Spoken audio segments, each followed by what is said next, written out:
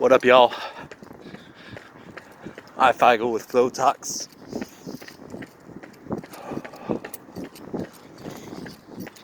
Out here running on the north side of Chicago.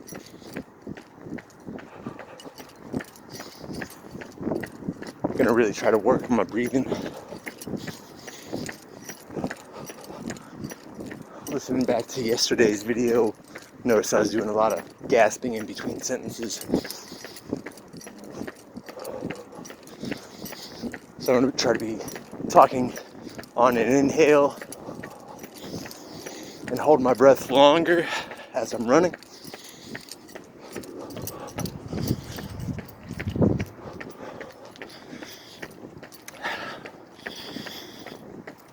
But in today's episode, I wanted to formally declare that I don't know what I'm talking about.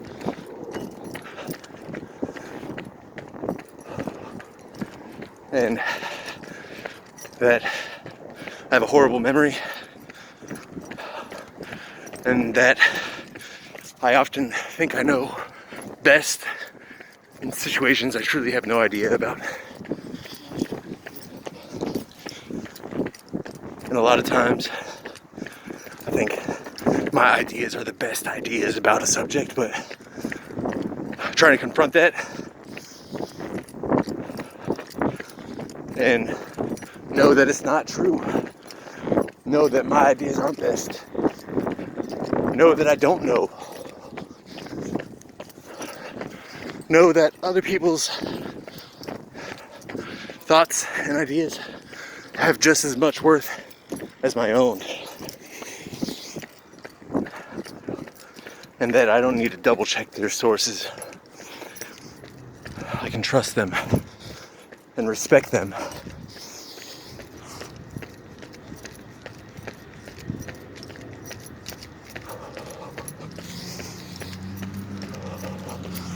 And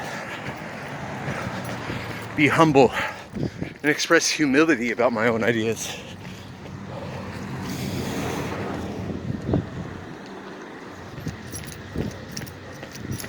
Because in most situations about any topic, I don't know the facts. And really, I would say that many of us, a majority of the time, don't know the facts.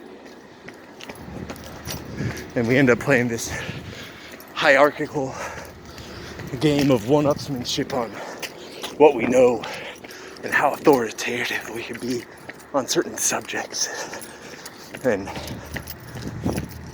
prove that we know something about it, anything.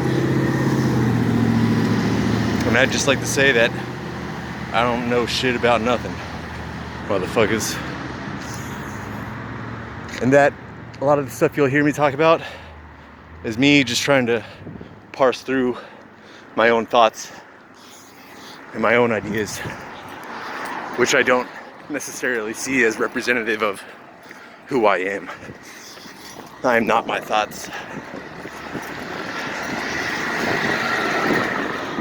And I am not what I say. I'm hypocritical.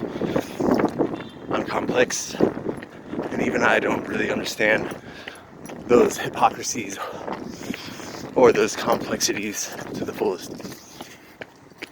So I'm trying my best to be as clear as possible, to express things truly, and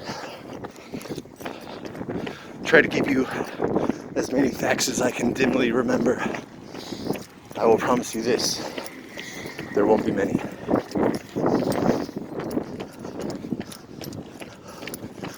But there are, I would say, a lot of feelings I have about various subjects,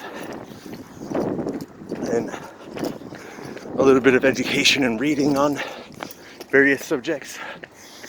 But even that little bit of education and that little bit of reading for sure does not make me any type of authority on anything. And feel free to question anything I have to say, for that will allow me to question my own thoughts in new ways that I didn't see possible. I'll try to remain calm and kind and honest. I'll try to be myself, and I'll try to be courageous, y'all. Because I know some of you motherfuckers are just out here spreading your pain. You're just out here being the trolls under the bridge, not letting yourself see your own scars under the light of day. So, whatever, I'll let you guys hurt. Try to listen. Try to think that you don't know. Motherfuckers. Sorry, I like to say that word, but I don't care. I don't know you guys. You don't know me. I don't know myself. You don't know yourself. You aren't your thoughts. You're barely your actions. So, rise up to the moment. For I don't know what to do with my life.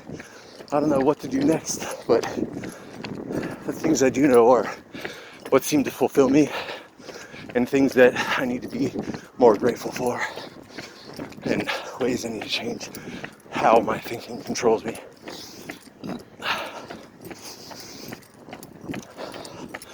As I said before, I feel like I suffer a lot from holding my nose a little too high in the air.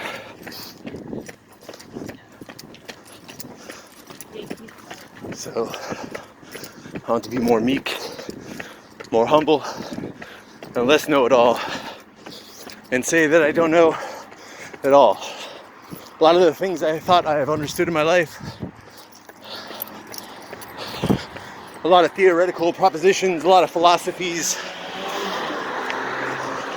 religion, even science, I don't really understand until I have a feeling about it.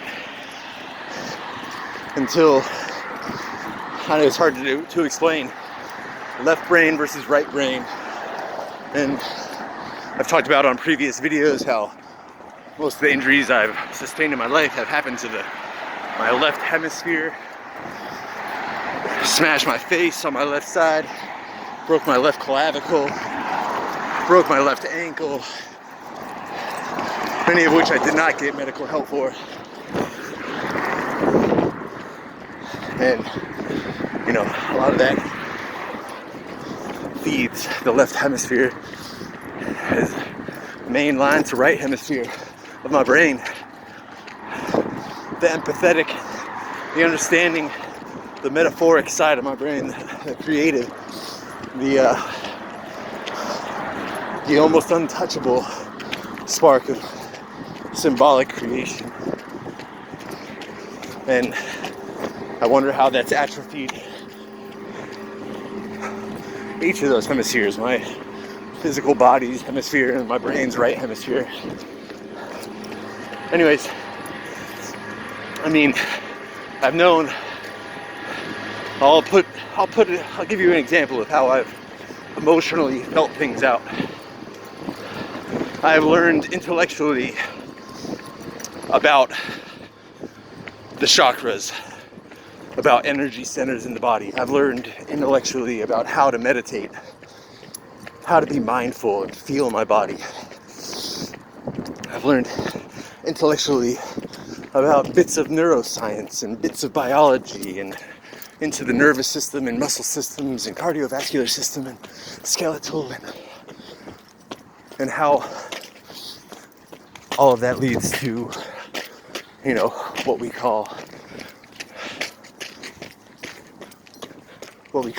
our sense of subjectiveness, our individual consciousness, how the sensory receptors of our body, of our nervous system, and feeding our brain creates our consciousness, or how it promotes the existence of consciousness. But I couldn't really connect any of it. I couldn't truly understand any of it, I don't think. Or how it's all connected.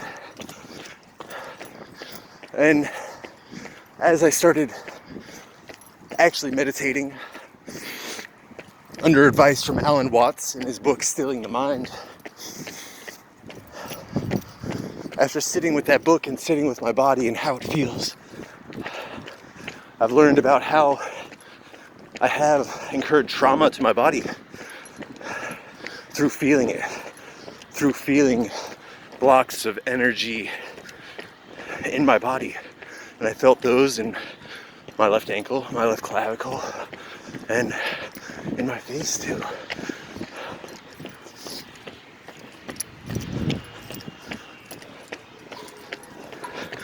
I smashed my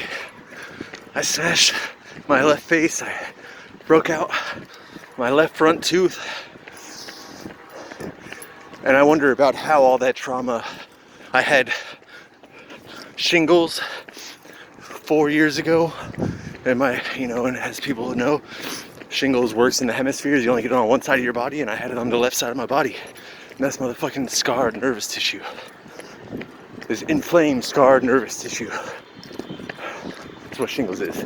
From chicken pox, there's little scars on your nervous system, and they become inflamed through more trauma or stress or immunodeficiencies. So sitting with all this information, it took me sitting with my body and thinking about how my body feels and taking an inventory piece by piece and being present to it and realizing the trauma I've incurred on my left side and how that might be how I've favored that side, and thus how my left side feeding my right hemisphere of my brain has received less stimulus, has been less active, represents less of my consciousness. It represents less of who I see myself to be. I'm trying to heal that. I'd like myself to be more right brain centric. I'd like myself to lead with my right brain, lead with my sinistral side. I was somewhat ambidextrous when I was young, and I'd like to reignite some of that stimulation and see what type of development could happen. But as you know, this is all skepticism. I'm just making connections that seem quite irrelevant, I'm sure, or quite ambiguous in their cause and effect system network. But for me, it's the story of my body. My body has the score, and my mind is trying to figure out what the score is. And it's not until you can sit with the mind and actually take inventory of both mind and body that you can find the score. And right now I'm losing. Anyways, so I don't know. I try to say nothing. I'm not an atheist. I'm not a theist. I'm willing to question both sides. And that's all I wanted to say. I'm here, north side of Chicago. Sorry, I shouldn't say it like that. Anyways, it's ifeigle, FLOWTOX. Peace and love. Let the gulls claim this afternoon. Let us all go back into our homes and cover ourselves with blankets.